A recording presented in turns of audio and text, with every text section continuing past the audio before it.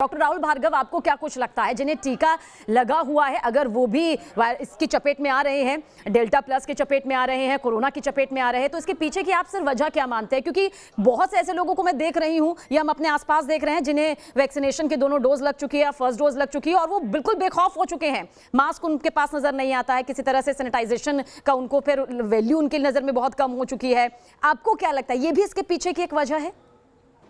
तो इम्पोर्टेंट इसमें एक बात तो यह है कि कोरोना वैक्सीनेशन वाले लोगों को हो सकता है, आपको, मुझे, आप और हम कैरियर हो सकते हैं कोरोना के, और हम उसको आगे ले जा सकते हैं उन लोगों तक जो अनवैक्सीनेटेड हैं, क्योंकि अभी देश में सिर्फ 30% लोगों को ही 1 डोज लगी है और 10% को 2 डोज लगी है, 7.5-8% को 2 डोज लगी है। तो मास्क, 2 गज की दूरी का तो कोई दूसरा ऑल्टरनेटिव सबीना जी नहीं है।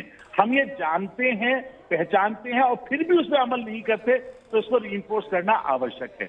रही बात कोरोना के होने की, तो हमारे अप नॉर्थ में जो नॉर्थ इंडिया था, जिसमें उत्तर प्रदेश था, मध्य प्रदेश था, दिल्ली था, इसमें ऑलरेडी 70% को कोरोना अप्रैल और मई के महीने में हो चुका है और टीकाकरण के बाद भी कोरोना हो सकता है, क्योंकि हम उसके नंबर्स ट्रैक कर रहे हैं, क्योंकि हमें जागरूकता है। तो न्यू नॉर्मल सबीना जी अब ये होना चाहिए, नंबरों को छोड़ने, नंबरों की रेस की जगह हमको 2 चीजों पे, आंकड़ों पे देखना चाहिए कि कौन से वो लोग हैं जो एडमिट हो रहे हैं, कौन से वो लोग हैं जिनमें मृत्यु हो रही है, वो वैक्सीनेटेड है या अनवैक्सीनेटेड है।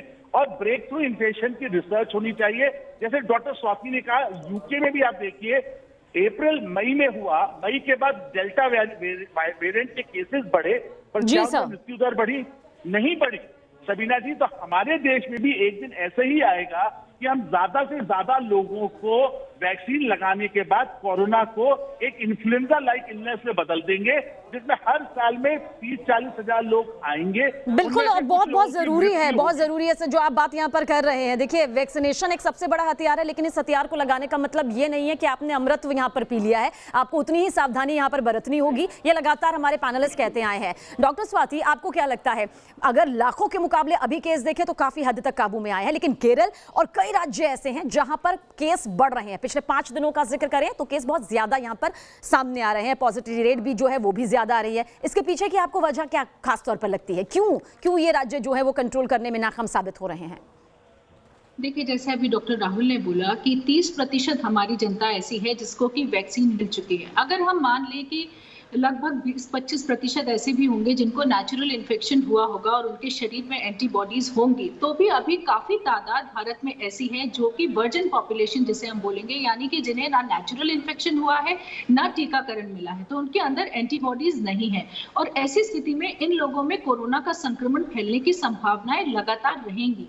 और यही हमारा जो 4th नेशनल सीरो सर्वे है वो भी दर्शा रहा है कि जिन जिन स्टेट्स में हमारी सीरो पॉजिटिविटी ज्यादा नहीं थी, वही अब हम ज्यादा सर्च देख रहे हैं, वहीं से संक्रमण दोबारा उठ रहा है। तो सरकार के लिए बहुत ज्यादा जरूरी है इस वक्त इन एरियाज को आइडेंटिफाई करना, यहाँ टीकाकरण के दर को बढ़ाना, ताकि जो है नेचुरल इन्फेक्शन से एंटीबॉडी ना बने, हम टीकाकरण के द्वारा यहाँ पर हम जो है एंटीबॉडीज बनाएं। और दूसरा, इनके आसपास के जो इलाके हैं वहां भी हमें जो हम सर्विलांस कर रहे हैं उसको बढ़ाना होगा, ताकि संक्रमण यहाँ से वहां उन एरियाज में ट्रिकल ना हो, ये हमें कोशिश करनी होगी। साथ ही देखिए, अब स्टडीज ये भी कह रही हैं कि हम चाहे वैक्सीन से एंटीबॉडीज बना रहे हैं या नेचुरल इन्फेक्शन से, दोनों ही स्थितियों में वैक्सीन समय के साथ धीरे धीरे एंटीबॉडीज जो है वो शरीर में कम। बिल्कुल मैम, इस पर भी हम जरूर बातचीत करेंगे, क्योंकि इसे लेकर भी कई सवाल है जो जनता के मन में है। उन सवालों का जवाब भी आज हम यहाँ पर देंगे। डॉक्टर राहुल, आपको क्या लगता है, तीसरी लहर का जिक्र जो लगातार किया जा रहा था,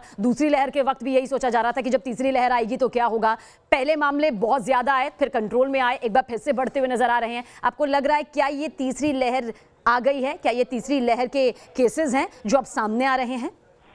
सबीना जी, जिन क्षेत्रों में जब तक 70% लोग या 80% लोग वैक्सीनेशन के माध्यम से या नेचुरल इन्फेक्शन के माध्यम से ग्रसित नहीं होंगे, हर्ड इम्यूनिटी नहीं आएगी, और हर्ड इम्यूनिटी नहीं आएगी तो ये नंबर ऑफ केसेस बढ़ते जाएंगे। और सीरो प्रेवलेंस डेटा बिल्कुल एक्यूरेट, वो आप देखिए, दिल्ली, मध्य प्रदेश, उत्तर प्रदेश, महाराष्ट्र में केसेस बढ़ते हुए नहीं दिख रहे। कहां बढ़ रहे हैं? केरला में बढ़ रहे हैं, मिजोरम में बढ़ रहे हैं, नॉर्थ ईस्ट में बढ़ रहे हैं। क्यों बढ़ रहे हैं वहां पे?